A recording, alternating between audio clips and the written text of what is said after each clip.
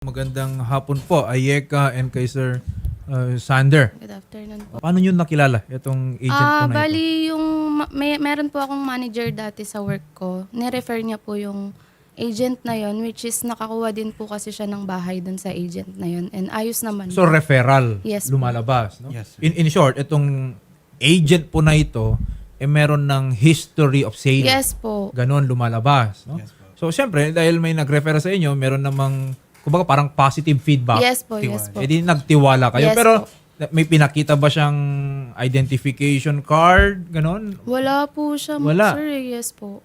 In the entire transaction po ninyo, meron ba kayong nakausap from the developer aside from this agent? Meron po yung stepmother niya po sa mismong Kailan? subdivision po. Teka lang, no? Yung stepmother nitong si agent, siya ba may-ari? Siya ba yung Hindi po, developer? parang manager po, hindi ko lang po sure. Tapos under niya po yung agent na yon. Ano po yung naging offer sa inyo nitong si agent? Bali, sir, last year po kasi, naghanap po kami ng rent-to-own. Tapos may isang unit po siya na pinakita sa amin. Then, hindi po namin nagusto kasi po medyo malaki po para sa tatlo. Tapos medyo malaki din po yung monthly. So, tinanong ko po kung meron pa po silang ibang unit. Sabi po nila, wala pa daw po sa ngayon. Tapos sabi niya po, meron po akong nakuwang unit, sabi niya. September po kami last year nag-viewing. Tapos August po niya na-reserve yung bahay na sinasabi niya na paparentahan niya daw po dapat. Kaya lang po, yung nag-refer po sa kanya na which is yung manager ko po dati sa work, nakiusap daw po sa kanya na baka pwedeng magpalit na lang kami ng unit. Yung pinapakita niya sa aming isang unit, baka daw po pwedeng yun na lang yung sa kanya. Tapos yung pina-reserve niya is ibigay niya na lang sa amin. Okay. Tapos pumayag naman po siya. Tapos sabi niya, willing naman ako ma'am, kayo na lang dito po sa nakuha namin. Kaya lang po, kailangan po natin mag-agreement. So meron kayong naging internal arrangement Yes po. kung ano yung unit na mapapasa inyo? Yes po. Okay. Ato, tig isang unit ba kayo or isang unit lang? Isang unit lang po. Do you have a written documentation dun sa Meron naging po. arrangement Yes po po. ninyo? Bali, ang sabi niya nga po, mag-agreement po tayo, papanotaryo po natin. Para, sabi niya po, ipapangalan niya po sa amin yung unit after matapos po bayaran yung processing fee.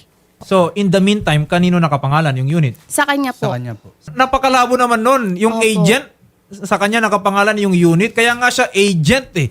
Because he is only there, okay, on behalf of Opo, the opo. principal.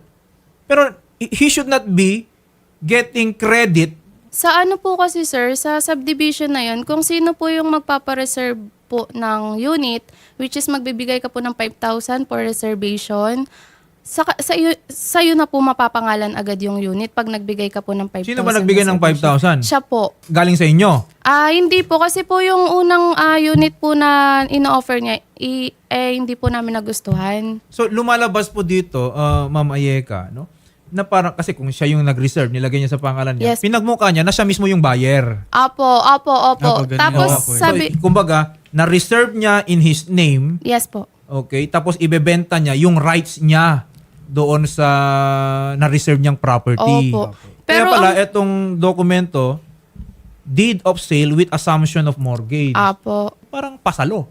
Parang ganun po Parang siya. ganon lumalabas. So, magbibigay kayo ng pera sa kanya, which in turn, dahil siya yung nakapangalan, Apo.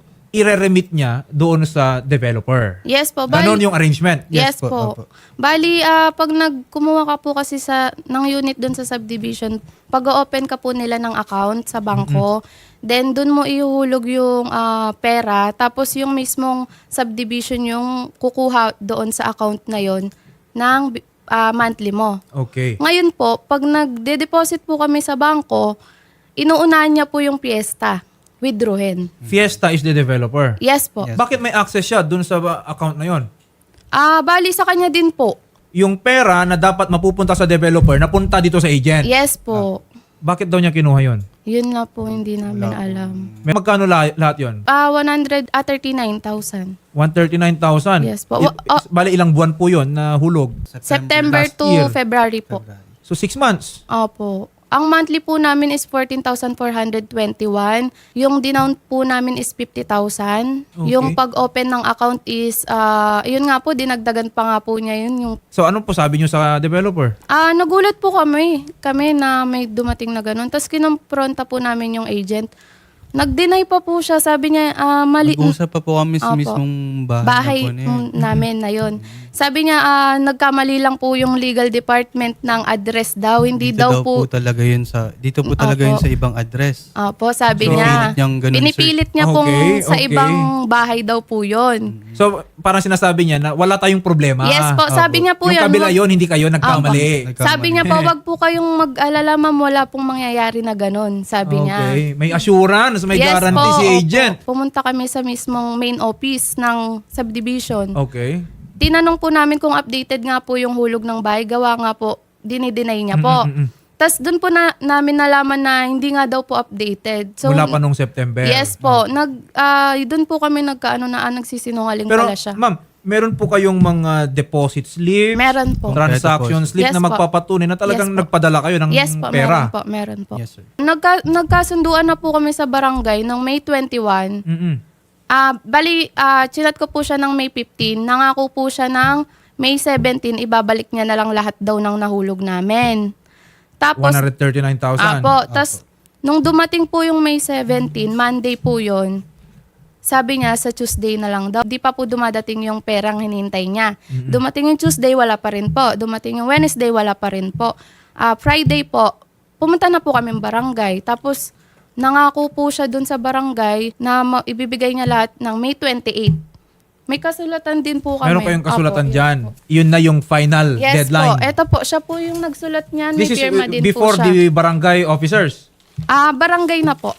Tapos po, pumunta kami ulit ng barangay 28. Hindi po siya nagpakita. Kung di pa po namin siya pupuntahan sa bahay, hindi po siya pupunta ng barangay. Nasundo po namin siya is magpa-5 na. So wala na pong barangay. Kinabukasan po ulit kami pumunta barangay po ulit. May kasulatan po ulit. Paulit-ulit na. Opo, kaya nga po eh. Magandang hapon po sa inyo, Ma'am Bernadette Bao. Lumalabas kayo po pala ang totoong agent. Yes, sir. Ako po yung agent ni Ma'am Mariel Ibay. So, lumalabas, etong si Mariel Ibay is agent ng isa pang agent. Si Mariel Ibay po, buyer referral ko po siya. Buyer Okay. ng property sa isang developer. At the same time, naging referral ko po siya. Kasi si Ayeka at si Sir Sander, nakapagbigay naman daw, amounting to 139,000, hindi daw nakarating sa developer. That's estafa. Based po dun sa, nalaman ko lang lately, mga 2 weeks ago, sir, yung mga payment daw nila na September to February, amortization. So, bali, yung unit kasi, sir, nakapangalan pa po kay Ma'am Mariel Ibay, owner po ng property. So, may naka-issue po siyang yung mga payment po kasi nila through post-dated check. So, nakapangalan din po yung mga check kay Miss Mariel Ibay. So, yung mga dinideposit po nila na payment sa amortization, so di pala po pumapasok sa developer, sa office. Yes, no? Pero kasi ang arrangement daw nila is that kaya lang naman binibigay yung amount po na yun. Hindi talaga siya for Mariel Ibay. Kasi ang representation nga sa kanila is agent lang din siya. Opo. So definitely, Yes yung po. pera na yon ultimately dapat ma-receive nitong si developer. And the mere fact na Yes hindi po. nakarating kay developer, natenga dito kay agent, ibig sabihin there was misappropriation. Bakit hindi umabot doon kay Opo. developer? Hindi naman para sa kanya yung pera na yan. Yes po, opo. Miss Mariel May Ibay. Out of the 139,000 pesos na yan, magkano ang nakarating sa developer? 52,000 po. Okay. Kung 52,000 po yan, ibig sabihin, meron pa tayong difference. Asan yung Opo. difference po na yan? Yun po yung iba doon, yung pinag-open ng cheque po. 6,000 lang yun. Tapos po, yung 5 months, yun po yung hindi napunta. Bali, yun po yung sinisettle sa barangay. So kung yung 5 months na yan, sinasabi po ninyo, hindi na nakarating sa developer, saan siya napunta? Sa akin po, At bakit? nagamit ko po. Okay. Yun naman pala no? Well, at least aminado itong si Ma'am Mariel Ibay at meron naman siyang mga commitment to pay. Opo. Kasi yung Opo. yung Meron written po na yan kasi sa sa barangay, barangay. Opo. actually those are already acknowledgement na talagang meron siyang nagawang masama, Opo. kasalanan at sinusubukan na niyang gawan ng solusyon, no? Kaso Ang po- problema, Ma'am Mariel Ibay, yung pinopose mong solusyon, ikaw din hindi tumupad eh. Nag-partial po ako nung una, 10,000. Tinanggap po nila. Then, nung Friday po, sa barangay, tinatanong nila ako ulit kung yun nga po yung pinakiusap ko na magpa-partial ulit ng 10,000. Hindi nila tinanggap. Then kahapon, gusto nila i-send ko po sa account nila. So, ang ginawa ko po is mag-antay. Sabi po kasi nila, irereklamo nila ako. So, nag-antay po muna ako. Pero may mga proof naman po ako na nagsisettle po ako. Sa barangay po kanina, nakausap ko po yung doon. Sabi naman po na pwede naman daw po magbayad sa barangay. Hindi, ganito kasi yung problema, Binibigay niya Ma'am po kasi. Mariel, ha? Ang problema is, number one, ibinulsa mo yung pera na hindi naman dapat para sa'yo. And now that binibigyan kanila ng opportunity to correct your mistake, yung promise mo, written promise mo, Opo. ikaw pa mismo yung hindi Dalawang sumunod. beses. 139,000 is no joke. Opo. Paano kanila namin pagkakatiwalaan? Kung tutusin nga, pinipilit na nga nila yung sarili nila na pagkatiwalaan ka nila. In the first place, you don't deserve it. Binulsa mo yung pera nila. And now you're telling us, bigyan lang ako ng panahon. Opo. Magtiwala lang sila sa akin. You don't deserve it. Ganyan po lagi sinasabi. Magpa-partial ka, 10,000 pesos, magkano yung nabulsa mo? Hinahabol na sila ng legal team ng developer na yan. Silang naipit dito. Anong proposal mo ngayon? Kasi definitely, this is criminal. Opo. And pag criminal yan, alam mo naman na siguro, kulong ang mangyayari po dyan. They came here dito sa tanggapan ni Senator and we are giving you an option. Bigyan mo kami ng proposal, ipapresent natin sa kanila kung katanggap-tanggap sa kanila, then well and good, mabibigyan kanila ng pagkakataon. Pero definitely, kung ako lang ang magdedesisyon dito, you should be held accountable. O, anong proposal mo kay Ayeka at kay Sander? Yung last po kasi Friday, humihingi po akong hanggang 14 para mabayaran na yung buo. Magkano ang ibibigay mo sa kanila?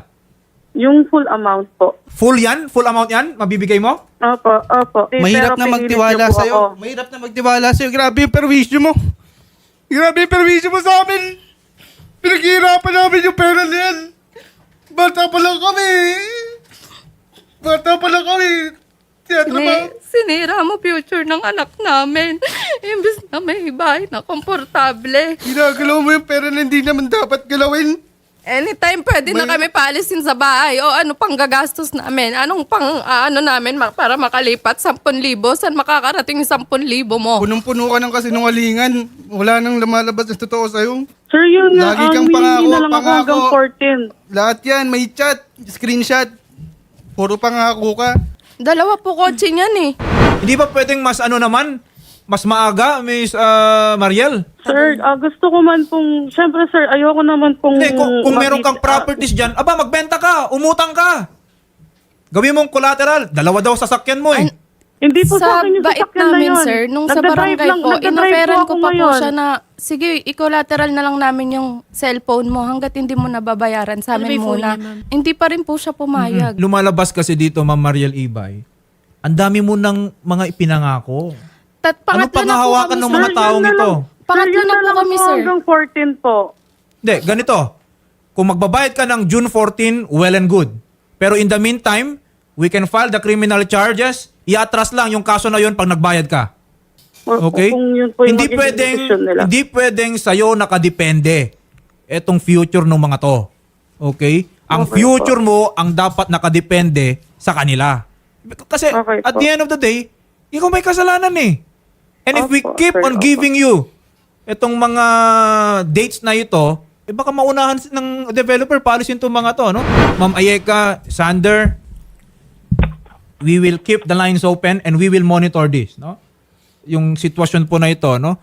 Kung magbayad ng June 14, well and good. Sana. Okay? Pero we cannot just wait until forever Opo. dito sa mga broken promises po na ito. Opo.